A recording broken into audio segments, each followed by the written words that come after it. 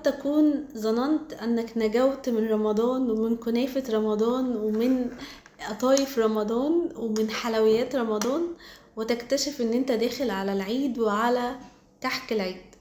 طيب، سعرات كحك العيد ايه بقى؟ لو سمعتوا الارقام الخيالية بتاعت سعرات كحك العيد هتتصدموا بجد. لان كحك العيد الكحكة الواحدة لو كحك سادة ب200 سعر حراري، لو كحك بالمكسرات عندك من 200 ل220، لو بالتمر من 220 سعر حراري ل240، اللي بالملبن من 220 ل240، بسكويت النشادر من 80 ل90 في الواحدة، البيتي فور الواحدة ب100 سعر حراري، الغريبة من 140 ل160. طبعا كل الارقام اللي انا بقولها دي للواحدة بس. فانت لو قعدت كده على الماشي كلت كحكة مثلا بالمكسرات، كلت 5 كحكات كده انت خدت 1000 سعر حراري، انت خدت سعراتك بتاعت اليوم كله وانت لسه ما كلتش حاجة. فانت كده بتعمل كوارث. طب الحل ايه بقى؟ الحل علشان ما نزيدش بسبب كحك العيد وما ناخدش سعرات حرارية عالية جدا وما نندمش بعد العيد.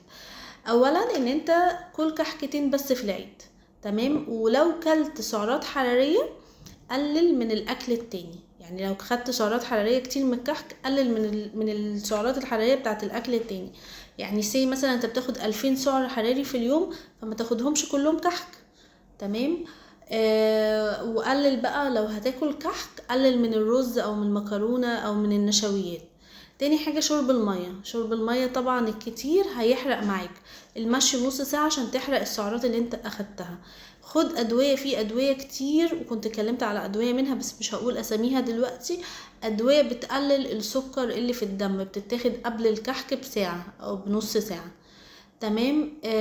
كل سلطة وكل فاكهة كتير على قد ما تقدر. يعني قلل من النشويات وكل سلطة وكل فاكهة في الايام اللي انت هتاكل فيها كحك العيد. خد وجبة الزبادي او علبة الزبادي قبل وجبة الغدا عشان تساعد على الهضم. وكل سنة وانتوا طيبين، كلوا كحك، ما تحرموش نفسكم بس ما تاكلوش كتير. وكل سنة وانتوا طيبين.